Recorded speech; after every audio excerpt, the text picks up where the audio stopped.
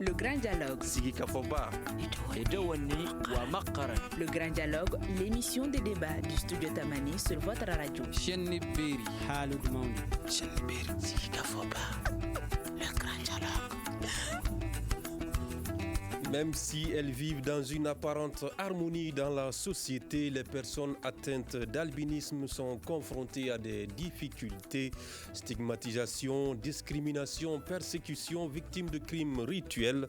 L'acceptation des personnes atteintes d'albinisme reste encore difficile dans certaines contrées, toujours sous le poids des croyances ancestrales. Quelle est la situation des personnes vivant avec l'albinisme? Qu'en est-il de leur protection? Quel est le regard de la société sur ces personnes? Nous en parlons aujourd'hui avec nos invités. Ils sont au nombre de 4. Mamadou Diabaté, secrétaire permanent de SOS Albinos. Madame Maïga Aminata Traoré, présidente de l'AMPA, c'est l'association malienne pour la protection des personnes atteintes d'albinisme. Docteur Mamadou Sissoko, dermatologue à l'hôpital de dermatologie de Bamako, et Seigné Sangaré, psychologue et conseiller d'hygiène de vie.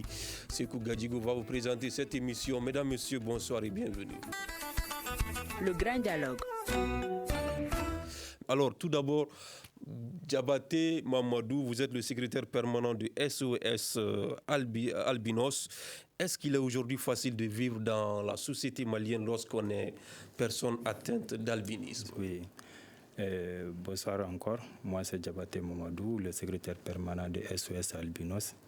D'abord, je présente mon association. D'abord, SOS Albinos, c'est une association pour la protection, pour la promotion et la protection et l'insertion sociale des enfants atteints d'albinisme en particulier et des personnes atteintes d'albinisme en général. Bon, au Mali, vraiment actuellement, c'est pas facile de vivre. Et les personnes atteintes d'albinisme, c'est pas facile de vivre parce que c'est nous, on vient d'attendre 3 ou 4 assassinats actuellement aussi 2022 même. Il y a la première en 2022. Oui, c'était pas facile de vivre actuellement les personnes atteintes d'albinisme au Mali. Donc, depuis le début de l'année à maintenant, il y a eu 4 assassinats oui. contre les personnes atteintes d'albinisme. Oui. Alors, Madame Maïga, vous êtes de l'AMPA, l'Association malienne pour la protection des personnes atteintes d'albinisme. Quelle est la situation aujourd'hui des personnes atteintes d'albinisme?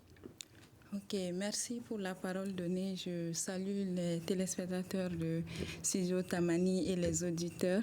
Donc aujourd'hui, je dirais que la situation elle est inquiétante parce que, comme mon frère l'a si bien dit, nous avons enregistré 4 cas d'assassinat. La première, c'était en septembre 2021. Le second, c'était en janvier. Le troisième, en février. Le dernier, en avril passé. Et tous ces cas ont été faits à l'endroit des enfants et dont l'âge varie de 2 ans à 15 ans. Donc, hormis cela, et dans la société, les discriminations perdurent. Et vous venez d'écouter le reportage que vous venez même de faire passer. La discrimination perdure parce que jusque-là, les personnes n'ont pas encore compris l'albinisme. Ils croient toujours aux mythes qui sont autour de l'albinisme, qui font croire à certains que avoir une personne atteinte d'albinisme porte chance, avoir une personne atteinte d'albinisme dans la famille porte malheur. Donc certains même pensent que voir une personne atteinte d'albinisme dans la rue peut porter préjudice à sa vie. Certains vont jusqu'à cracher sur une personne atteinte d'albinisme et par peur de ne pas mourir. Cela se passe aujourd'hui au Mali? Oui, cela se passe aujourd'hui au Mali. Vous avez recensé des cas de ce genre? Moi-même, et ça ne vaut pas 2 mois, il y a surtout les enfants, parce qu'ils entendent les personnes causer sur cela. Quand ils vous voient, ils crachent, des fois ils fuient même. Quand ils vous voient, ils crachent. Certains même crachent sur leurs mains et les mettent sur leur nombril. Voilà, donc ça se passe toujours au Mali. Et aussi les noms péjoratifs qu'ils utilisent pour appeler les personnes atteintes d'albinisme. Et certaines personnes nous appellent Gombele qui est une injure totale. et clair. Parce que certains pensent que nous sommes différents des personnes rouquines. Le docteur est là, mais je pense que l'albinisme, la définition de l'albinisme qui est la définition standard, qui nous dit que l'albinisme est une anomalie génétique caractérisée par le défaut ou le déficit de production de la mélanine. Quand on parle de déficit, c'est nous, les personnes qui n'avons pas de mélanine dans notre sang. Donc, nous sommes les personnes les plus visibles qui avons la peau blanche pâle, la vision, elle n'est pas nette. Mais ceux qui ont un défaut de production de mélanine, et ils ont la peau roux, les cheveux roux. Donc, ici au Mali, et ces personnes-là sont plus appelées Gomélé, alors que dans le pays où moi j'ai grandi, on nous appelait, même moi, on m'appelait Gomélé. Même j'ai été là-bas l'année passée en mois de juin. J'ai failli me bagarrer avec un apprenti et chauffeur qui m'a appelé comme ça. Donc, cette situation, elle perdure. La discrimination, elle est toujours là.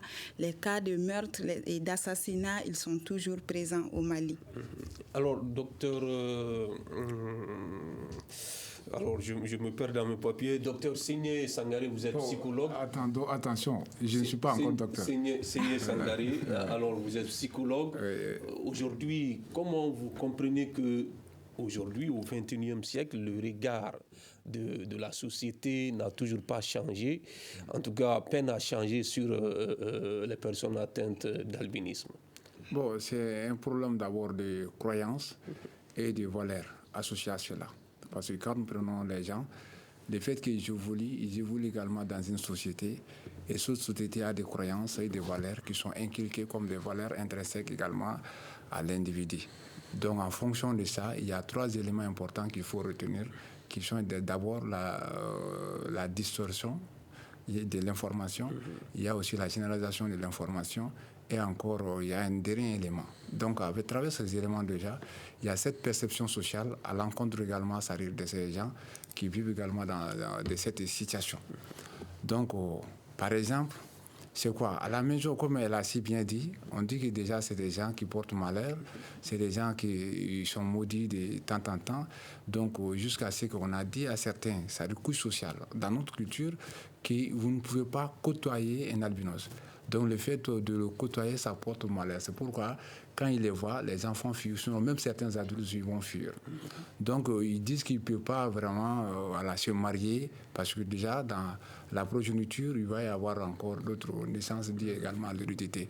Donc c'est la croyance inculquée et les valeurs transmises également de génération en génération font de telle sorte que jusqu'à présent, les gens vivent également de cette distorsion, de cette généralisation à l'encontre également de ces gens-là. Donc c'est une question de perception. Je crois qu'il n'y a pas eu d'études scientifiques qui ont prouvé ça, même ceux qui sont dans les domaines des sciences humaines. Ils n'ont pas fait tellement de recherches par rapport à ça pour également amener les gens à se débarrasser de ces concepts sociologiques et culturels à l'encontre de ces gens-là, pour leur donner également, c'est-à-dire le droit de vivre ensemble. C'est ce qui pose problème. Alors, docteur Madou Sissoko, vous êtes dermatologue à l'hôpital de dermatologie de Bamako.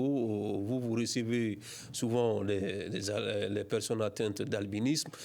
Est-ce qu'aujourd'hui, le constat que vient d'établir Mme Maïga, est-ce que vous partagez ce constat? Est-ce que vous estimez que les personnes atteintes d'albinisme sont victimes de tout cela aujourd'hui? Ok, merci de m'avoir donné la parole et bonjour. Nous remercions également vos auditeurs ainsi que tous les téléspectateurs. Et effectivement, je partage tout ce que Mme Maïga vient de dire. Et nous-mêmes, parfois, on communique avec les albinos ou bien les personnes atteintes d'albinisme. Et les persécutions, les stigmatisations sont leur quotidien. Et quand c'est les personnes atteintes d'albinisme, quand ils viennent en consultation à l'hôpital, généralement, on leur conseille quels sont les moyens de protection et comment vivre. Parfois, nous jouons le rôle d'un psychologue, même si nous ne sommes pas. Mais je pense qu'il le faut. Et il y a mon collègue, mon ami, Mamadou, qui également avait parlé de cas d'assassinat. Là, ça nous a interpellés. Je pense que le professeur Faye a même un peu parlé par rapport à ça à la télé. Donc là, je partage leur avis. Alors, est-ce que ce n'est pas un problème de compréhension? Est-ce que les gens savent à quoi est dû cela, le fait d'être une personne atteinte d'albinisme? Est-ce que les gens ont compris la raison? Est-ce qu'il n'y a pas un problème de communication? Effectivement, il y a un problème de communication.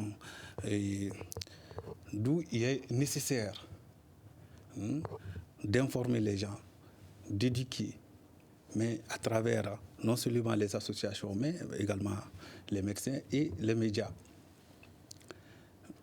La définition de l'albinisme, comme elle a si bien dit, en fait, c'est juste une anomalie génétique, en fait, due à un défaut de production de la mélanine. La mélanine, c'est ce que nous voyons ici, qui nous donne la couleur de la peau et qui nous permet également de protéger notre peau contre le soleil. C'est juste ce défaut que les personnes atteintes d'albinisme ont.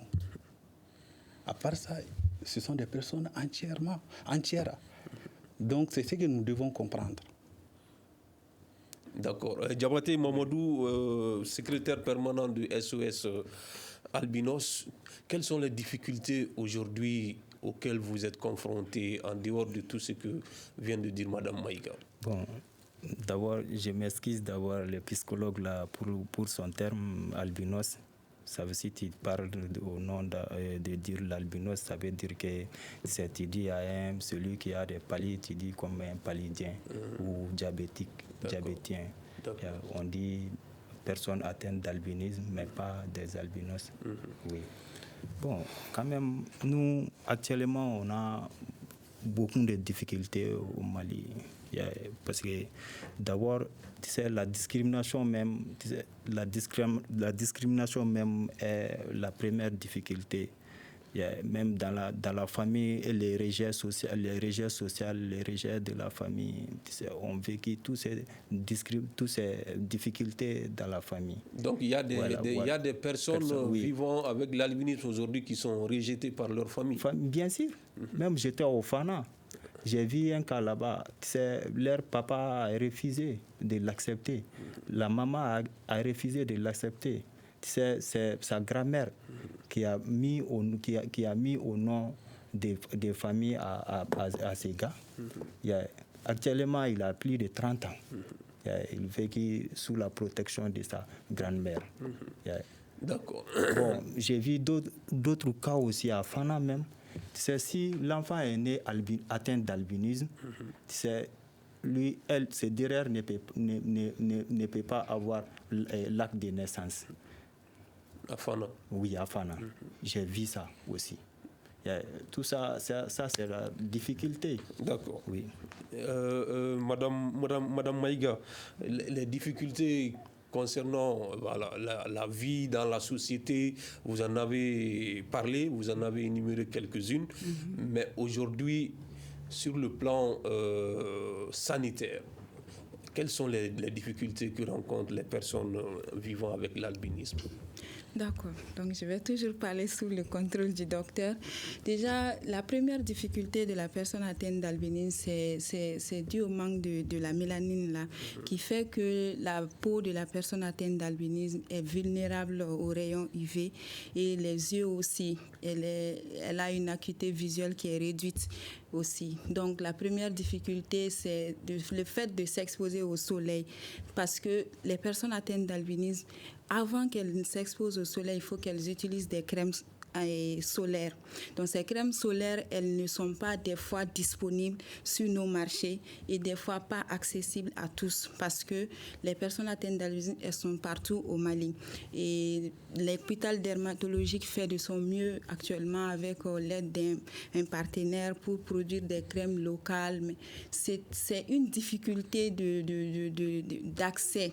On peut noter pour ceux qui sont très éloignés de la ville. Ensuite, comme mon frère l'a dit, certains enfants sont abandonnés depuis la naissance. Nous avons actuellement un bébé qui a été enregistré au niveau de l'association, qui a 6 mois, qui a été abandonné par son papa. Aussi, la famille et les frères et sœurs, les parents proches, ils n'arrivent à comprendre pourquoi l'enfant il ne voit pas, parce qu'ils n'ont pas d'informations. Il y a certains enfants qui témoignent que leurs parents, des fois, se fâchent contre eux, parce qu'ils disent aux parents je ne vois pas, ou parce qu'ils viennent avec des cahiers où ils écrivent ce qu'ils pensent et le parent n'arrive pas à lire, il se met à les battre, ils ne comprennent pas, ils ne croient pas des fois. Et tout ce que je suis en train de dire, c'est que ça nous a été révélé après une collecte de données que nous avons initiée en 2019 et qui a pris une année, où nous avons vraiment sillonné 5 grandes villes du Mali pour pouvoir nous enquérir de la situation réelle des personnes atteintes d'albinisme. Donc, ces difficultés qui sont familiales, vraiment, et ça fait que la personne atteinte d'albinisme perd confiance en elle. Elle a des difficultés à pouvoir s'intégrer dans la société parce qu'elle n'a pas l'amour de ses parents. Donc, ça, c'est côté famille. En classe, les personnes atteintes d'albinisme avec une déficience visuelle de 1 sur 10, donc une acuité visuelle de 1 sur 10, a du mal à voir le tableau noir. Elle doit faire un bal de va-et-vient afin de voir, venir écrire, regarder, venir écrire. Donc, à cause de cela, certains enfants battent leurs camarades, soit dans la classe, à l'absence du maître, ou même dehors. Nous avons reçu un témoignage d'une petite fille de 5 ans qui était tout le temps battue par sa maîtresse. Et ça, c'était à Ségou, dans le cercle de sang qui est devenu aujourd'hui une région. Elle était tout le temps battue par sa maîtresse et sa maîtresse lui disait que la fille, elle ne l'aime pas. Elle le disait ouvertement, je ne t'aime pas. Et nous avons ces vidéos parce que son papa a accepté que nous filmons et la petite lorsqu'elle témoignait. Donc, en classe, c'est vraiment le calvaire parce que je pense que l'éducation, c'est un droit pour tout le monde. Mais les personnes atteintes d'albinisme, vraiment, on voit des fois ce droit-là est mis de côté par les enseignants parce que certains enseignants n'apportent pas assistance à ces enfants-là. Donc l'autre difficulté encore, c'est à l'endroit des femmes. Il y a un mythe aussi qui dit avoir des relations intimes avec une femme atteinte d'albinisme porte chance, apporte bonheur. Donc certaines personnes qui croient en ça viennent vers ces femmes-là afin de pouvoir satisfaire cela pour prétendent à une quelconque chance. Donc, celles qui refusent sont des fois victimes ou survivantes de viol. Il faut le dire ainsi parce que c'est ce qui se passe, de viol, des fois d'harcèlement sexuel. L'harcèlement sexuel, elle est plus répandue dans la communauté, les lieux de travail, ou tout lieu où les personnes atteintes d'albinisme peuvent se retrouver. Donc, D'accord. Nous allons aborder d'autres, peut-être qu'il y a d'autres difficultés sur le plan sanitaire. Nous allons donner la parole à Dr Sissoko. Mais avant, Signé Sangare en tant que psychologue, tout ce qu'elle vient d'énumérer comme difficultés sur le plan sanitaire, qu'est-ce que cela peut avoir sur la vie psychologique d'une personne atteinte d'albinisme? D'accord, c'est simple parce que d'abord, il y a ce problème de carence affective déjà. D'abord, ça ressort ça, puisque les 2 parents qui l'ont mis au monde, si les parents ont des difficultés à l'adopter, donc ça veut dire que l'enfant ne peut pas bénéficier de l'amour parental. Donc encore, il y a le regard des autres membres de la famille. Le fait que les 2 parents ont des difficultés à l'accepter, à le sourire également, à l'apprécier, les autres ne pourront pas en faire autant. Donc il y a d'abord cette première carence qui est là, qui est liée également à l'affection que tout parent devrait être en mesure de donner également à son enfant. Et ensuite, ça va au-delà de ça, puisqu'il y a ça, il y a à un moment donné, lorsque l'enfant va évoluer, il va commencer d'abord à remarquer toutes les perceptions de la société. Comment les gens le perçoivent, comment on lui parle, comment on le traite. Donc tout ce qui passe déjà, c'est enregistré. Et c'est en ce moment, ces enregistrements sont faits avec des émotions douloureuses. Donc il y a le rejet, il y a l'angoisse, il y a la culpabilité. Des fois, il y a faible estime en soi, manque de confiance. Donc déjà, ça va altérer toutes les fonctions c'est-à-dire non seulement vitale, affective, relationnelle et sociale. Même sur le plan intellectuel, vous allez voir que la productivité de l'enfant, à ce moment-là, va réduire. Parce qu'il ne se voyait pas accompagné, soutenu, apprécié positivement autant que les autres enfants. Donc, c'est là que vous allez voir que ses capacités intellectuelles sont altérées. C'est-à-dire sa capacité de communiquer aussi, ça sera altérée parce que la communication, ça s'apprend avec les adultes. Donc, sa capacité de réflexion et de productivité, tout ça là, ça va affecter. Donc, quand c'est affecté, généralement, on a un individu, mais qui même des fois, en voyant les différentes situations, n'a pas envie de continuer à vivre. Il veut mettre fin également à sa vie. Ça arrive des fois, puisque voilà, tous les ingrédients sont là. Puisqu'à la maison, ça ne va pas, à l'école, ça ne va pas, dans la société, ça ne va pas. On se pose la question, pourquoi je suis venu? Donc, des fois, ça amène l'individu à accuser Dieu lui-même. Pourquoi moi, je suis né comme ça, les autres ne sont pas comme ça. Donc, c'est une difficulté énorme qui peut créer également et de faire développer d'autres pathologies, telles que la dépression en permanence, telles que l'anxiété. Des fois, ça va aller jusqu'à des pathologies qu'on appelle les névroses. Donc, voilà. Donc, c'est-à-dire que la personne a des problèmes à accepter, c'est-à-dire sa situation, ce qu'elle est. Et il y a des questions qui se passent là. Pourquoi moi, je suis comme ça, les autres ne sont pas comme ça? Qu'est-ce que je fais? Donc, quand ça arrive, il n'y a pas de réponse. Et le fait qu'il n'y a pas de réponse, donc l'enfant a des difficultés à se divertir, à se récréer, à aller avec les mêmes autres talents.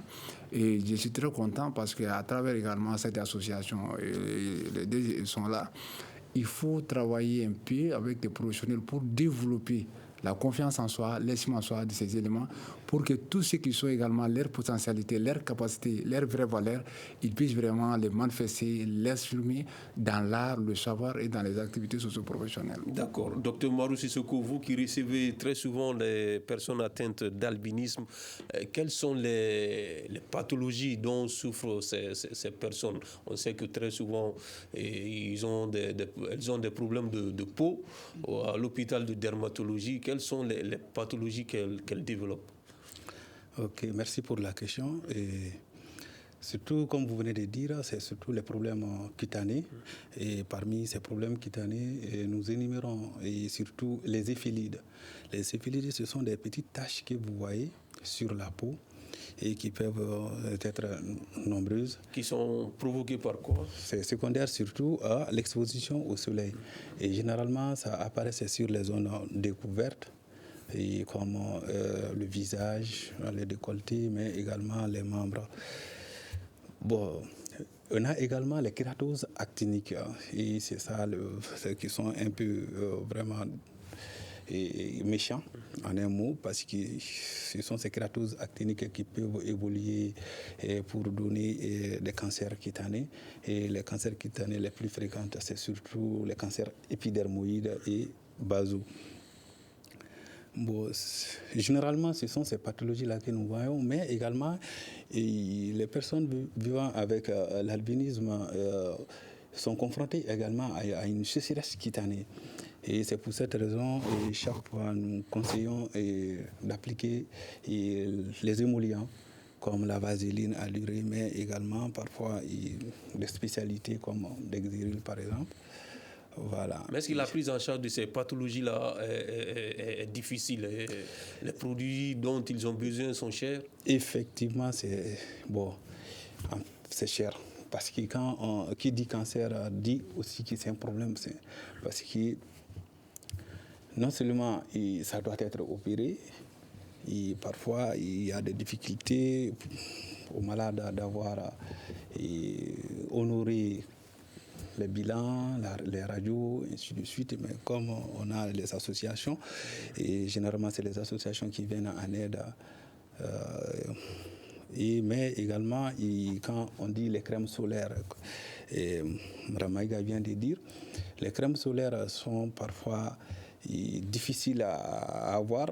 Et tout récemment, à travers la fondation Pierre Fabre, là, on faisait des crèmes solaires chez nous.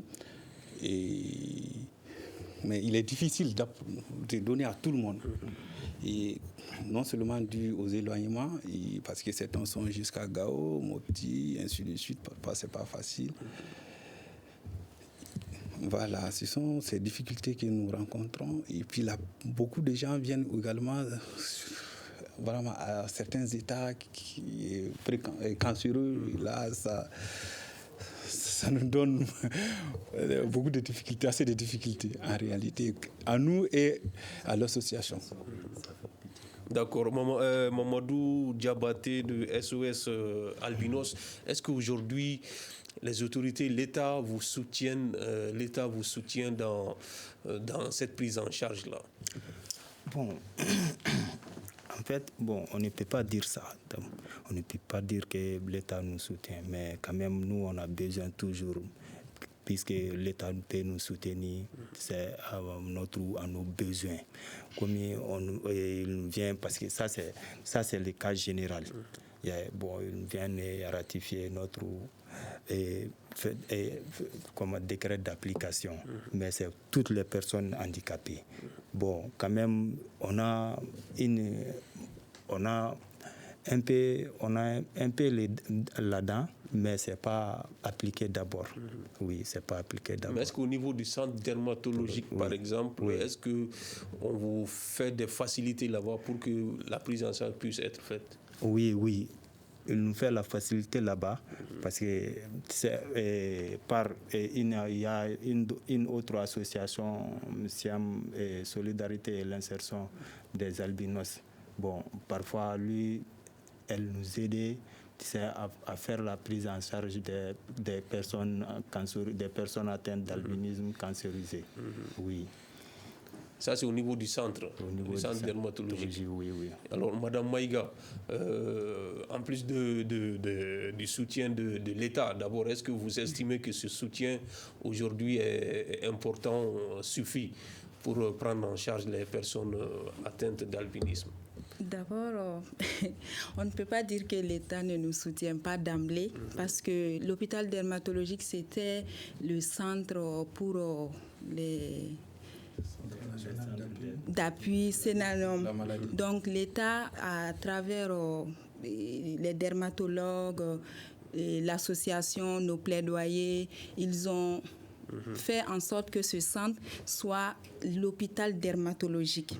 Et au sein de cet hôpital dermatologique, il y a une structure qui est dédiée à la prise en charge des personnes atteintes d'albinisme. C'est ça, non, docteur? Oui. Donc ça, c'est un grand soutien, c'est un grand pas.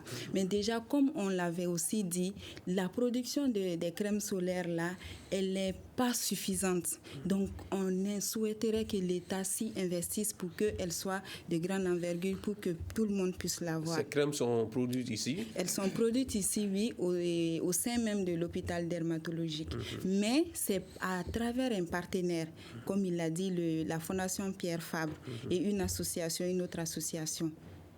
Voilà, donc si l'État s'y investit, on pourrait industrialiser cela parce que c'est local. Il y a certaines personnes qui se plaignent parce que les peaux ne sont pas les mêmes. Il y a plusieurs types d'albinisme. Vous allez constater que moi et mon frère Diabaté, on n'a pas la même couleur de peau. Voilà, il y a plusieurs types d'albinisme. Il y a certains, c'est compatible avec leur peau, certains non. Donc si l'État s'investit, ça pourrait non seulement s'améliorer dans les jours à venir, mais aussi on pourrait en produire plus. L'État aussi a fait un grand pas en adoptant la loi 027 qui porte sur la protection des personnes en situation de handicap en 2019. On va en parler tout de suite, mais avant, je voudrais vous faire écouter ce reportage de Imirana Kilou Maïga, des organisations de défense des droits des albinos qui dénoncent les difficultés d'insertion socio-professionnelle auxquelles les personnes atteintes d'albinisme font face. Selon elles, le phénomène reste une réalité dans le pays. Reportage de Imirana Kilou Maïga. Ce n'est pas évident pour une personne atteinte d'albinisme d'être insérée dans la vie professionnelle, même sur le plan scolaire. Cette déclaration est d'Aboubacar El Hassan Doumbia, président de l'Association pour la promotion de l'insertion sociale des enfants atteints d'albinisme, SOS Albinos. Il a en outre dénoncé 4 cas d'assassinat contre les albinos entre janvier 2022 à ce jour. Aboubacar El Hassan Doumbia. Il est difficile pour une personne personnes atteintes d'albinisme d'être insérées chez les militaires parce qu'on va dire que la visite physique, ils ne vont pas pouvoir le faire parce qu'il y a une déficience visuelle qui est là. Donc ce qui fait que c'est vraiment à cause de la faiblesse de l'acuité visuelle et à cause vraiment de la fragilité de la peau qui fait que l'insertion professionnelle n'est pas toujours évidente. Une quinzaine de femmes atteintes d'albinisme ont bénéficié ce lundi d'une enveloppe d'un fonds de commerce. Selon la présidente de l'association Espoir pour les enfants albinos et autres enfants en situation difficile, Fatou Touré, il s'agit de faciliter l'insertion socio-économique de ces femmes. Celles qui sont à la maison et qui n'ont pas d'autres activités, ce matin, on les a donné des fonds de commerce pour qu'elles puissent débiter un petit commerce avec ce qu'on leur a donné. Cela fait bientôt 9 ans. Chaque mois, on donne des kits de protection composés de crème solaire, des chapeaux, des lunettes aux enfants atteints d'albinisme. Ces organisations de défense des droits des albinos ont invité les populations et les autorités au respect des droits des personnes atteintes d'albinisme et à traduire devant la justice les auteurs des crimes contre les albinos. Madame Maïga, est-il vrai que l'albinisme peut être souvent un obstacle à l'insertion professionnelle? Oui. Et à cause de la déficience visuelle, nous recevons toujours ces témoignages comme quoi on m'a refusé l'ordinateur. Avec mon diplôme de maîtrise, je dois être forcée à être caissier, à encaisser, à vendre et ne pas enregistrer comme une comptable. On reçoit tout le temps ces témoignages parce que les responsables des entreprises pensent qu'à cause de notre déficience visuelle, nous allons leur causer des problèmes au niveau des chiffres parce que la plupart, ceux qui nous viennent sont des gestionnaires. Et l'insertion aussi, elle est difficile, surtout en milieu, dans le privé, parce que beaucoup d'entreprises recrutent des personnes. Les critères de recrutement, dans certains critères, on trouvera que le mot l'apparence physique compte. Voilà, l'apparence physique compte. Donc certains sont déjà disqualifiés. Il y en a une sœur qui est allée faire un dépôt au niveau d'une entreprise privée. Elle a fait son dépôt et quand elle voulait rentrer, elle s'est rappelée qu'elle avait oublié de numérer son numéro de téléphone sur l'enveloppe. Elle est revenue. Elle a demandé à la dame que si elle pouvait avoir son dossier pour pouvoir mettre son numéro sur l'enveloppe, malgré qu'il y a le numéro sur le CV. Et la dame a pris le dossier dans la poubelle pour lui remettre. Vous voyez. Le dossier était déjà dans la poubelle. Donc, elle a pris son dossier et elle est rentrée. Voilà, parce qu'il y a beaucoup de personnes atteintes d'albinisme qui ont des taches sur la peau, des taches noires sur la peau. Donc, certains pensent que ça, c'est pas joli, donc c'est pas approprié pour leur entreprise. Voilà, donc l'insertion professionnelle, je pense que le gouvernement, et je voulais en venir avec la loi, après l'adoption de la loi 027 et son décret en septembre 2021, et il y a eu l'intégration de 41 personnes à la fonction publique. Donc en 2019, l'albinisme a été reconnu comme un handicap à cause de la myopie incurable dont les personnes atteintes d'albinisme souffrent. Donc ils ont été reconnus comme un handicap. Donc à travers ce recrutement spécial, 5 personnes atteintes d'albinisme aussi ont pu être recrutées. Voilà, donc nous remercions l'État pour cela. D'accord. Seigneur Sangaré, on a vu, vous le disiez tantôt, que c'est toujours les croyances anciennes qui sont toujours, qui pèsent toujours sur notre société. Aujourd'hui, on voit que, c'est vrai qu'on parle de loi qui a été prise pour la protection des personnes atteintes d'albinisme, mais on constate toujours des cas de violence, d'agression contre les personnes atteintes d'albinisme. Comment expliquer cela aujourd'hui? Bon, vous savez que notre société est remplie de gens qui sont mentalement déséquilibrés, des gens aussi qui sont dans leur tête malades. On appelle généralement les psychotiques. Voilà. Donc, si par exemple, je donne les cas de schizophrénie déjà, des gens qui sont dans cette pathologie, qui ne reconnaissent pas déjà leur identité malade, qui pensent que les autres sont malades. Donc les causeries et les croyances qu'ils vont formuler autour de ces gens, voilà, peuvent les amener à les agresser facilement, sinon cracher sur quelqu'un. Donc le fait de faire mal à des gens dans cette position, donc ça leur plaît naturellement. Il y a aussi dans notre culture ce qu'on appelle les somalas. Donc, on vous regarde, voilà, les féticheurs, donc ils ont tendance à sacrifier, ils ont besoin également des sangs de ces gens, voilà, pour adorer également, c'est-à-dire leur dieu et autres là. Donc, voilà. Donc, ça dit que c'est trop compliqué, la compréhension. Et donc, même de ces gens, s'ils n'ont pas les moyens de les accéder, ils seront obligés, les jeunes délinquants ou les jeunes drogués, de leur payer cher pour qu'ils puissent vraiment amener ces gens-là vers eux. Donc tout ça, c'est les sources également et les motivations qui les amènent également à agresser les personnes atteintes également d'albinisme. D'accord. Docteur Marou Sissoko, est-ce que les personnes atteintes d'albinisme bénéficient de la protection qu'il faut aujourd'hui quand on regarde tout ce qui se passe, ces nombreux assassinats? Bon, moi je dirais que non, parce que pas suffisamment. Voilà, parce que jusqu'à présent l'assassinat ça continue, ça veut dire qu'ils ne sont pas encore bien protégés. Et on aimerait quand même que l'État fasse quelque chose par rapport à ça.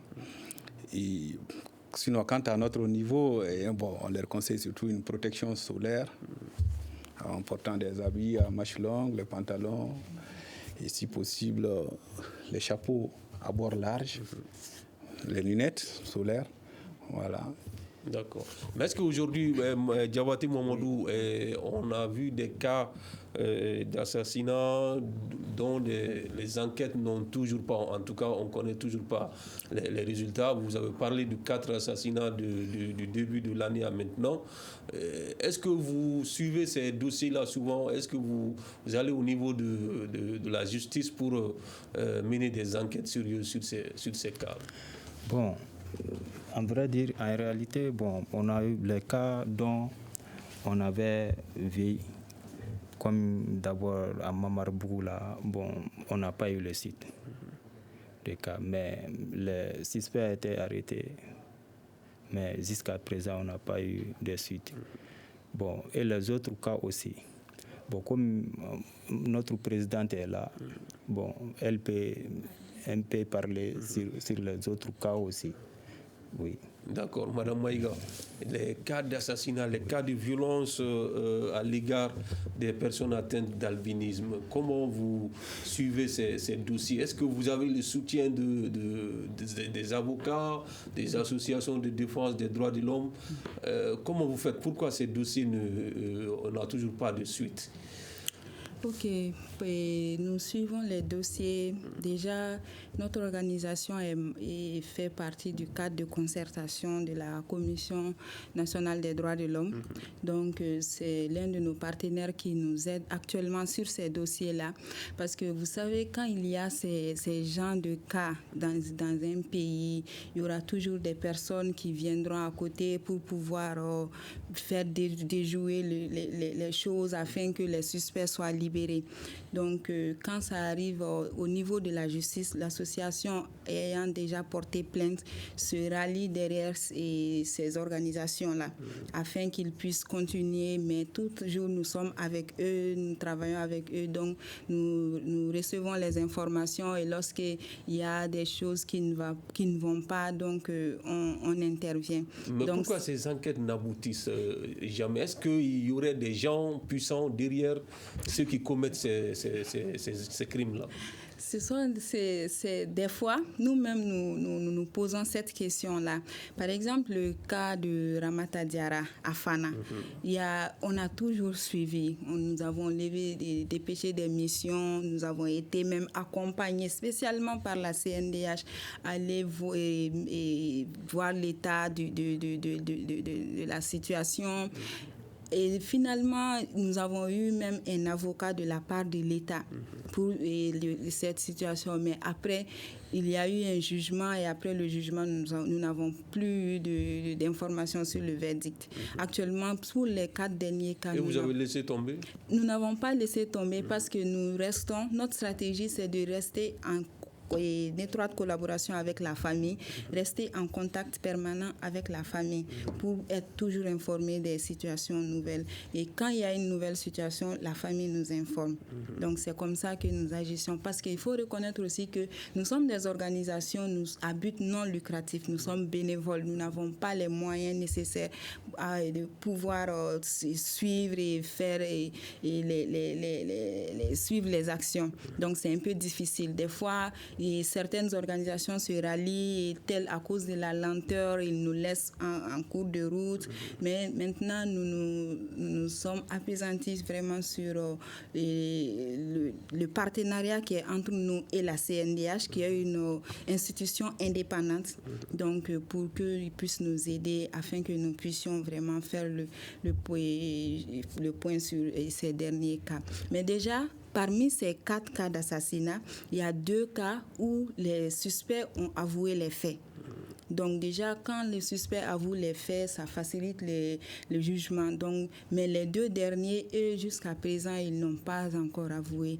Et c'est ce qui rend difficile la procédure.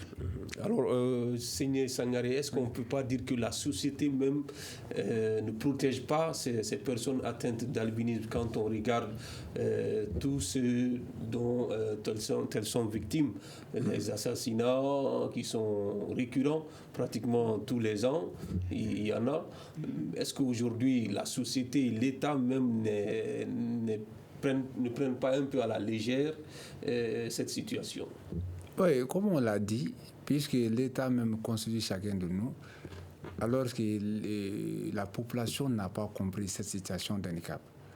Donc, c'est-à-dire au moment que les gens comprennent que ce n'est pas une malédiction, que ce n'est pas encore d'autres troubles et d'autres problèmes, et que c'est des individus qui sont atteints également par cette insuffisance de mélanine. Donc, ça va faciliter l'acceptation. Donc, on va les accepter. Donc, tout le problème, c'est que la société n'arrive pas à les accepter d'abord. Donc, le fait qu'il n'y a pas d'acceptation, il y a ce qu'on appelle le rejet. Donc, quand on rejette quelqu'un, il est difficile en ce moment de le protéger et de le soutenir, sinon de le venir en aide. Mais dans les textes, dans la constitution malienne, dans les conventions que l'État a ratifiées, il est bien clair que ces personnes doivent être... C'est des personnes normales comme les autres qui doivent être protégées. Pourquoi on ne parvient pas à le faire? Parce que c'est eux-mêmes qui ont élaboré la constitution, c'est-à-dire de la République du Mali, là. Généralement, ils ne comprennent même pas ce qu'ils ont écrit. C'est ça la réalité. C'est pourquoi tous nos tests-là, on les viole chaque jour. D'accord. Docteur Madou Sissoko, aujourd'hui, comment changer le regard de la société vis-à-vis de ces personnes atteintes d'albinisme? Bon, il faut surtout la sensibilisation, surtout sensibiliser la population par rapport à ces personnes atteintes de l'albinisme. Il faut que la société comprenne que c'est des personnes entières qui ont du sang, voilà. Et c'est uniquement qu'il y a un défaut de mélanine. Il faut que les gens comprennent ça. En même temps, il faut qu'on aille à faire une éducation, informer à travers les médias, mais également la société et l'autre là. Je veux dire que l'association, voilà, il faut que l'association s'implique et que l'État aussi aide les associations à aller vers la population afin qu'ils puissent comprendre les personnes atteintes d'albinisme. D'accord. Voilà. D'accord. Nous, plutôt Diabaté, Mamadou, vous allez nous permettre, pour qu'on termine, parce qu'il est déjà 19h, termine avec Madame Maïga. Aujourd'hui, qu'est-ce qu'il faut faire pour changer le regard de la société sur les albinos? Pour changer le regard de la population envers l'albinisme, c'est de multiplier ces genres d'espaces afin que nous puissions nos voix puissent être amplifiées. C'est de permettre aux personnes atteintes d'albinisme de participer à plusieurs choses telles que les actions communautaires au niveau de la commune. Il faut que les parents acceptent leurs enfants, qu'ils leur montrent l'amour, qu'ils les aident, qu'ils les assistent pour qu'ils puissent défier toutes les difficultés. Il faut que le gouvernement puisse prendre une politique vraiment nationale qui puisse faire et permettre une protection spécifique des personnes atteintes d'albinisme. D'accord, une politique nationale de protection des personnes atteintes d'albinisme. C'est sur ce que prend fin le grand dialogue de ce soir qui parlait aujourd'hui des personnes atteintes d'albinisme. Quelle est leur situation au Mali? Nos invités étaient Mamadou Diabaté, secrétaire permanent de SOS Albinos, Madame Maïga Minata Traoré de l'Association malienne pour la protection des personnes atteintes d'albinisme et Dr Madou Sissoko, dermatologue à l'hôpital de dermatologie et Seigné Sangaré, psychologue et conseiller d'hygiène de vie. Ce débat a été présenté par Sekou Gadjigo, mise en onde par Nouhoum Diré. Régie vidéo, il y avait Mamadi Keïta. Merci à toutes et à tous et à demain pour un autre numéro. Le grand dialogue. Le grand dialogue, l'émission de débat du studio Tamani sur votre radio.